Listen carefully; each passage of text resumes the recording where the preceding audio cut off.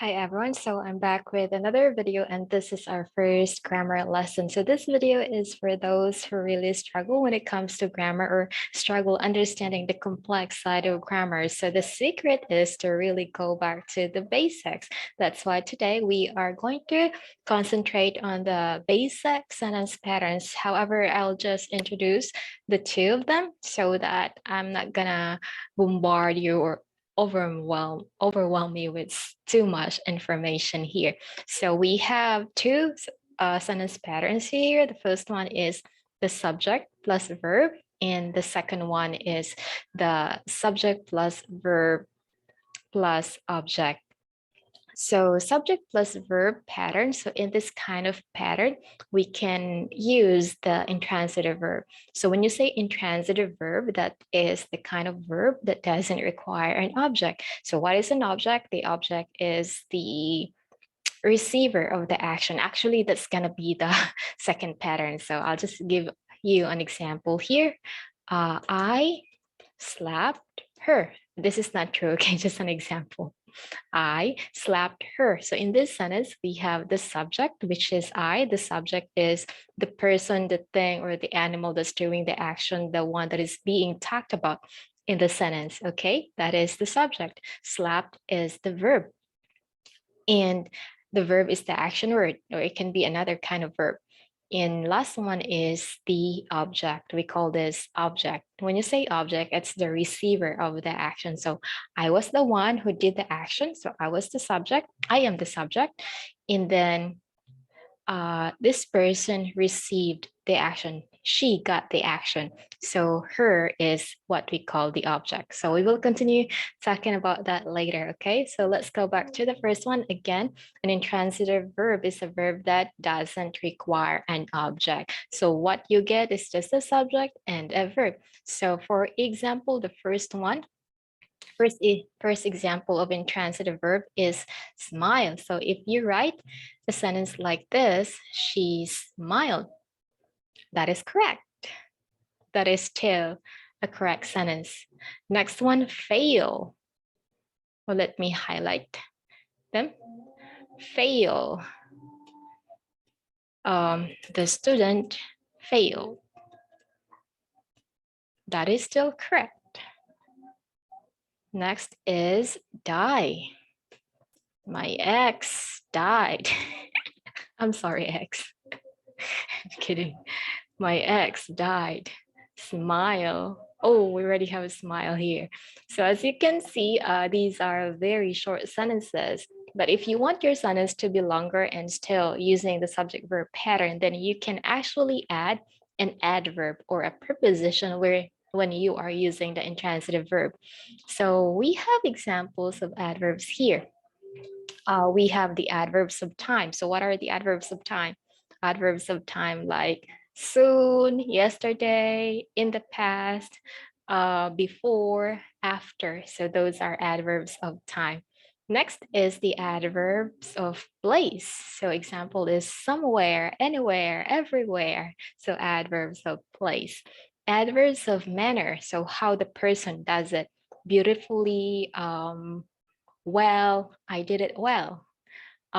Tenderly, softly.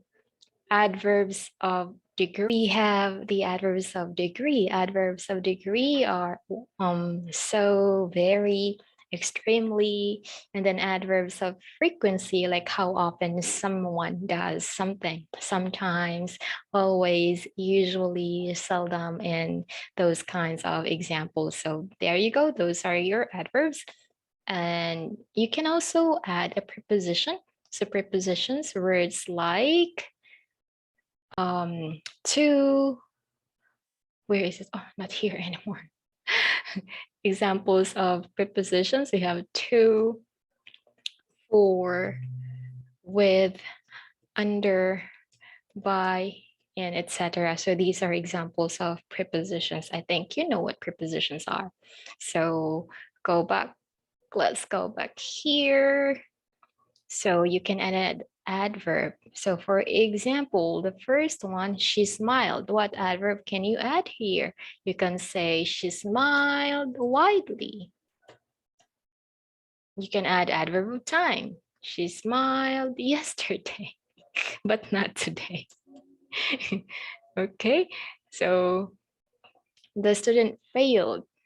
You can say miserably, miserably. Oh shit. And then you can also add adverb of time here. My ex died last week or 3 days ago. Oh, it's not true. I don't know. And we can add prepositions. Oh, let's say the word go is actually an intransitive verb. So there is no object, but you can add a preposition here, go to, and then place, go to where? The market. So you can say, I went to the market. So you have the subject and the verb, and then you just add the preposition. And then sit. She sat on the chair. On is a preposition, right?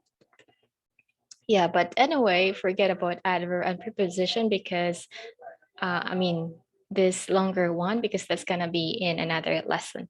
So let's go to the second pattern, subject plus verb plus object. Again, subject is the person, something, the animal that's doing the action if the animal can do it.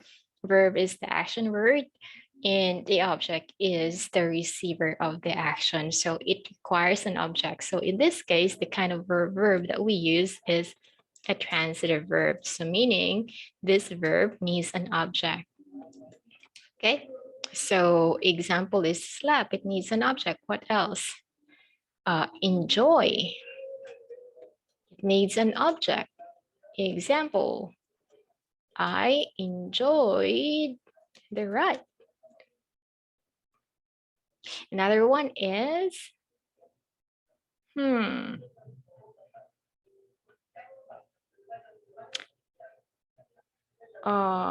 eat. You can eat food. Yeah. She ate my food. I know my examples are very simple because that's how I want to start to be able for you to be able to understand the next difficult, lesson. So yeah, that's all guys. So let's review again. The first patterns that we are talking about here are subject plus verb, and the second one is subject plus verb plus object. In the first pattern, you can use the intransitive verb. An intransitive verb is a verb that doesn't require an object. So you don't need an object here. So example, smile, fail, die, and etc. And then to make your sentence longer, you can actually add an adverb or a preposition. But actually, this pattern is another pattern. I just want to add it here for extra information. And then the second pattern is the subject plus verb plus object. So there is a receiver of the action. So example, I slapped her. So I is the subject, slap is your transitive verb, and her is your object. Again, transitive verb is a kind of verb that requires an object. And that's it for today.